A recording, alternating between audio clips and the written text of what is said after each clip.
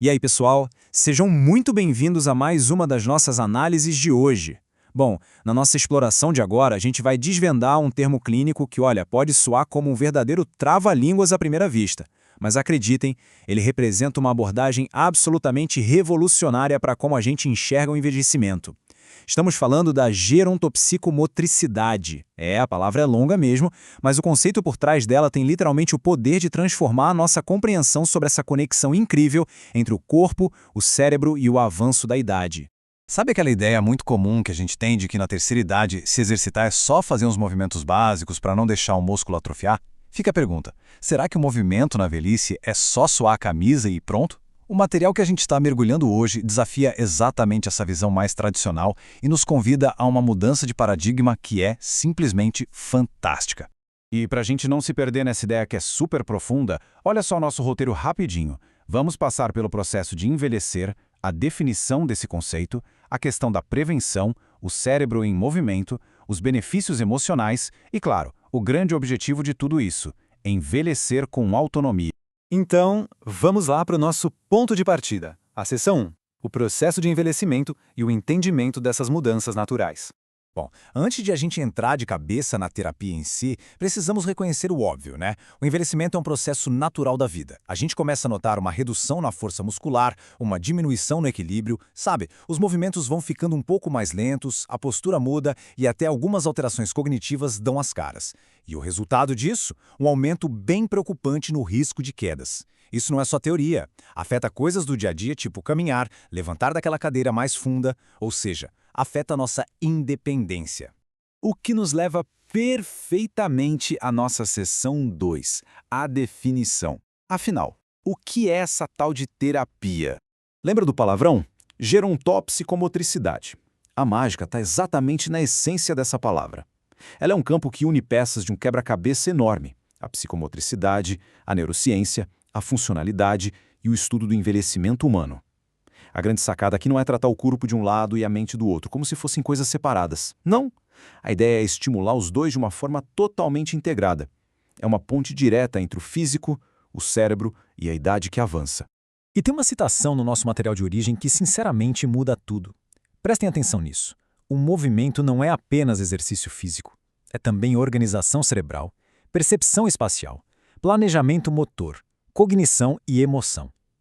Vocês percebem o peso disso? Quando um braço se levanta ou um passo é dado de forma estruturada, o cérebro está trabalhando a 1000 por hora. O movimento é um verdadeiro atalho, um catalisador para o nosso cérebro. Agora a gente avança para a seção 3, prevenção e autonomia, e como preservar a nossa independência funcional. Na prática, como toda essa integração protege a gente? Bom, o maior desafio funcional do envelhecimento é, sem dúvida, reduzir o risco de quedas. Aquele declínio no equilíbrio e na velocidade de reação cria um medo real de cair. E o medo por si só já paralisa, já limita a mobilidade. Ao trabalhar a postura, a transferência de peso e o equilíbrio, a terapia devolve a confiança. As pessoas simplesmente perdem o medo de se mover. E ela faz isso quebrando o movimento em partes menores. A gente ouve termos clínicos, tipo propriocepção, que é saber onde o seu corpo está no espaço. Ou lateralidade, que é organizar o lado direito e o esquerdo. Pode até parecer complicado, mas traduzindo para o nosso dia a dia, é a capacidade de calcular exatamente a distância para sentar no sofá sem despencar, sabe? Ou coordenar os pés para subir uma escada com total segurança. Chegamos agora na seção 4, que é fascinante. O cérebro em movimento e o poder da neuroplasticidade. É aqui que a gente tira um pouco o holofote dos músculos e joga direto para o cérebro. Olha esse contraste gritante que o material nos traz. Ficar parado, a inatividade, é como pisar no acelerador da perda muscular e do declínio cognitivo. Mas, por outro lado, o movimento estruturado ativa ativamente a neuroplasticidade. O cérebro cria novas conexões, se adapta. Em outras palavras, a nossa mente envelhece infinitamente melhor quando o corpo está em constante estímulo. Porque quando você faz uma atividade psicomotora, não é só a sua articulação que está ali suando a camisa. Olha o que mais está sendo exercitado ao mesmo tempo. A memória de trabalho, as funções executivas, a velocidade de processamento, o raciocínio. O corpo vira literalmente o controle remoto para estimular o cérebro. Mas como colocar isso em prática? Com passos super inteligentes. Pense em exercícios rítmicos, que exigem aquela sincronia fina. sequências motoras como os circuitos que desafiam a sua memória. E a cereja do bolo, a dupla tarefa. Imagina caminhar, desviar de um obstáculo e responder uma pergunta ao mesmo tempo. É como fazer o cérebro fazer malabarismos enquanto o corpo dança. Você exige coordenação e foco mental, tudo na mesma fração de segundo. Isso nos leva direto para a seção 5, os benefícios emocionais e sociais, indo muito além do físico.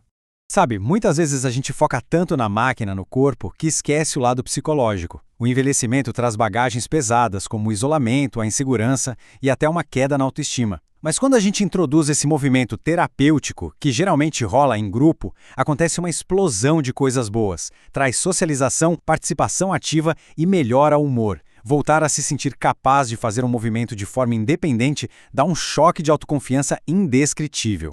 E assim, caminhamos para o nosso último ponto, a seção 6, envelhecer com autonomia, o grande objetivo final.